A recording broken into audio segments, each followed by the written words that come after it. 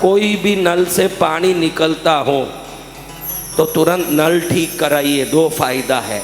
अगर वो नल ठीक करा दिए, ये पानी जो टिप टिप टिपकता रहता है, आप नीचे एक बकेट रख देते हो, चलो टिपकने दो, उसमें भर जाएगा।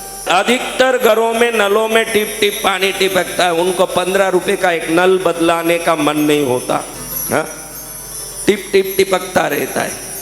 तो अब वो टिपकता रहता है तो अनायास ही अदृश्य रूप से, मैंने कहा ना बटरफ्लाई इफेक्ट, क्या कहा उस दिन, इधर तितलियां पंख मारती है तो उधर वो तरंग जाके भूकंप आता है। वैसे ये पानी का टिपकने का तरंग धीरे धीरे घर की समृद्धि को पानी की तरह बहा के खत्म कर देता है। फिर वो घर में समृद्धि नहीं रही, कोई घड़ी दौड़ नहीं रही है। कई घरों में घड़ी का सैली नहीं बदला है। इधर बैठे हुए में हर एक में कम से कम 10 में 3 लोग ऐसे होंगे जिनका घड़ी काम नहीं करता। मैंने 90% लोगों को समय पूछा है, वो पेन दिखाने के लिए पहना है महाराज, ऐसे बोलता है। घड़ी दिखाने के लिए थोड़ी पहना महाराज, समय देखने के लिए पहना है। लेकिन लोगों के सामने दिखेंगे मैं घड़ी पहना हुआ हूँ इसलिए पहने। हाँ, घर में कोई भी घड़ी रुकी हुई हो, पहले उसको ठीक करिए, वो चलना चाहिए, क्योंकि ये चीज़ों का तरंग काम करता है।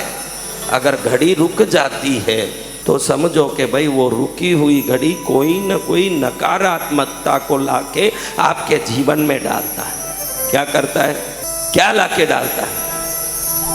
कौन कौन चाहते हैं कि घर नकारात्मक हो जाए? कोई नहीं चाहता। तो जी घर को प्राणमय रखिए, कोई भी चीज टूटा हुआ ना हो। क्या ना हो? टूटा हुआ। ये व्यक्तिगत चीजों से समाज कैसे सुधरेगा महाराज? समाज की चिंता करता नहीं आज कोई, सब खुद की चिंता करता है। लेकिन एक प्रकार से हर व्यक्ति व्यक्तिगत रूप से भी सुधर जाएगा तो पूरा समाज सुधर ही जाएगा। वैसे भी हो सकता है, व्यक्तिगत रूप से भी व्यक्ति को सुधरना ही पड़ेगा। व्यक्तिगत रूप से भी आप कहाँ अपने सिवाय किसी का सोचते हो क्या? एक जमाने में पूरे गोत्र के लोगों का सोचते थे, फिर दादा, उनके सभी भाई यानी काका बाबा, अपने बच्चे तक सोचते थे। अब आप देखिए, आप अपने बड़े पिता, छोटे पिता, उनके परिवार के बारे में सोचते हो क्या? हाँ, एक जमाने में पूरा गोत्र, मेरे गोत्र के लोग खुश रहे, उसके पहले मेरे देश के लोग खुश रहे, ये सोचा जाता था। उसके पहले पूरे विश्व के लोग खुश रहे, ये सोचा जाता था। कैसे स्वार्थ आया, संपूर्ण विश्व के लोग खुश रहे, ये सोच खत्म हुआ। मेरा देश, मेरा घर, ऐसा सोच आया। फिर मेरा राज्य वहाँ आया, फिर मेरा गांव, फिर मेरी गली, वो भी खत्म हुआ। फिर मेरी सोसाइटी, फिर वो भी खत्म हुआ। मेरे दादा, हम जो जितने भाई हैं वो, हमारे बच्चे वो।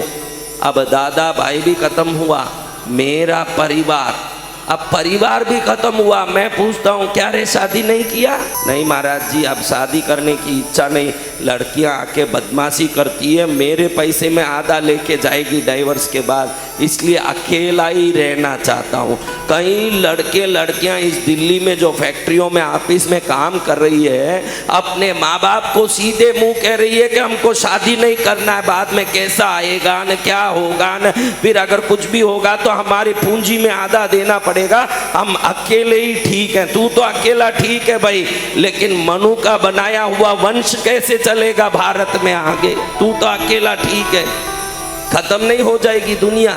अकेला क्यों रहना है? स्वार्थ इतनी आ गई कि अब मुझे अकेला रहना है, कोई लफड़े में नहीं पड़ना। लफड़ा क्या है? इस संसार में हर चीज में सुख दुख है, झेलना तो सबको पड़ेगा।